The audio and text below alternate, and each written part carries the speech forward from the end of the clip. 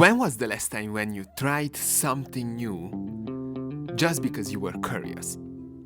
Most people struggle balancing productivity, working, friendships, time, energy, and money management. But there's one trick which can actually help you, and that is curiosity. And this is what I want to talk to you about today. When you are laser focused and building basically a business, a relationship, your life, or just simply try to survive on a daily basis, you might think that curiosity is a distraction. But let me prove you wrong. I want to ask you something. When was the last time when you tried something just because? Not because it would be useful or not because it was productive, but because it actually pulled you in. Whether it's reading a book, riding a bicycle, going to the gym, or playing with Lego, there can be a lot of great ideas.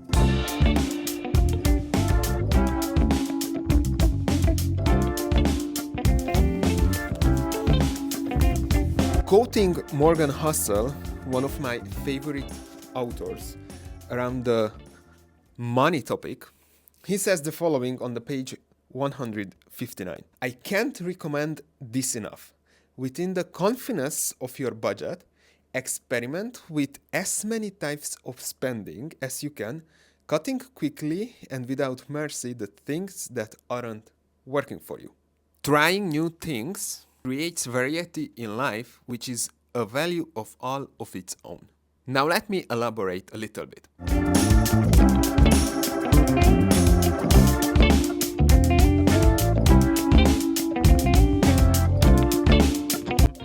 I always been curious about building things. I am that type of person who always likes trying out new things, which needs a little bit of thinking. I started with building ships, like model ships, RC cars, working on them, going to racing, and now playing with Lego. Building a car like this isn't just actually fun. The outcome, of course, I got another toy or tool that will just sit on the shelf and collecting dust, but that's not the key. The key is the experience, the time, and the curiosity that how the guys were actually able to pull off such a nice looking toy, because it's a toy, that actually represents what it was or how it looks in the real life. And in the meantime, I had so much fun. My daughter joined me, my wife as well, and we had a great time together. We actually started having Lego dates because it just is fun and we enjoy it. And yes, if I check all the nice investment books and everything, those $100 should have been invested into an S&P 500 index fund, and in 15 years I would have I don't know how many percentage of return, which is brilliant, but I would miss the experience. I would miss the fact that I can figure out what I actually like and what I actually enjoy doing. And these little hobbies can actually help you as well, figuring out who you are and what are your things. Morgan Housel wrote as well that trying new things out might be the highest return of investment that you can do all your life. This is because you don't actually know where you will find a skill, a breakthrough, a light in your brain that will help you move from wherever you are currently, wherever you want to go next, and have a breakthrough during that moment. Talking about money, yes, we kinda need to budget everything, and it is important to not to overspend on things that we cannot afford. But this comes down to the perspective. Is this just wasted, or it's something that I actually enjoyed and I acknowledge that this spending was towards a future that I'm looking forward to and I actually want to get the best out of it. I have another book where I want to quote for this topic. Let me find it.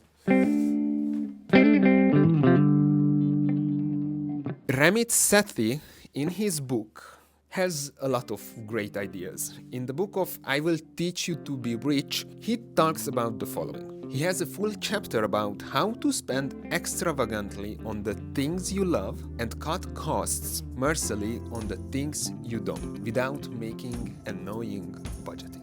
That actually clicked me because this is super powerful. I like playing around with things. I enjoy building things. I enjoy playing with Lego, with my RC cars, or I actually enjoy buying some gadgets that I might be able to use later on. So that means that for me, I'm curious about everything that it's basically buildable. And in the same time, there are things that I'm totally fine not having or cutting down to the bare minimum because it's just not my thing. Everybody needs to find the things that it's fluing them.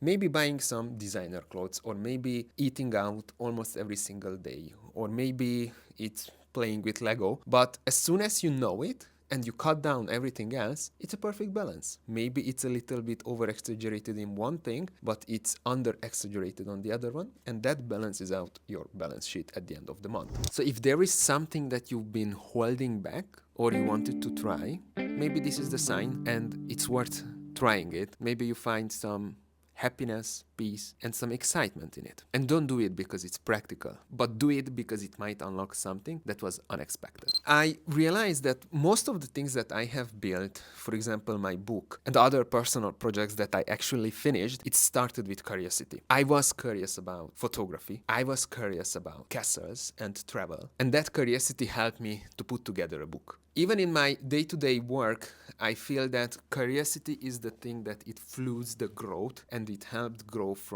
in the last 3-4 years, because it's not a system, not a boss, not a manager, but your own personal curiosity will help you to grow on the career ladder. It will help you to figure out new things. And if you're actually curious about, for example, in my case, AI, mobile apps, and what the software engineering future will look like, I will be able to actually set up myself for that future, and I will be able to adopt pretty soon if I'm actually curious about it. I have a small daughter, and one thing I want to make sure I can help her with is to enable her curiosity. Enable her to figure out what she will actually want, what are the things that she likes, and what are the things that she doesn't like. So where she will actually feel herself enabled. And I think that is the key to actually live a life what you will enjoy on the long term, and where you will enjoy the process on a daily basis. So in conclusion, today's message would be about make sure you take that leap and try the thing that you've been avoiding, because you never know how that will end up being. Curiosity should not be a detour, it should be the fuel for the next chapter of everybody's life. Thanks for being here. If this resonates with you, don't forget to hit that subscribe button and maybe drop a comment, and see you in the next one.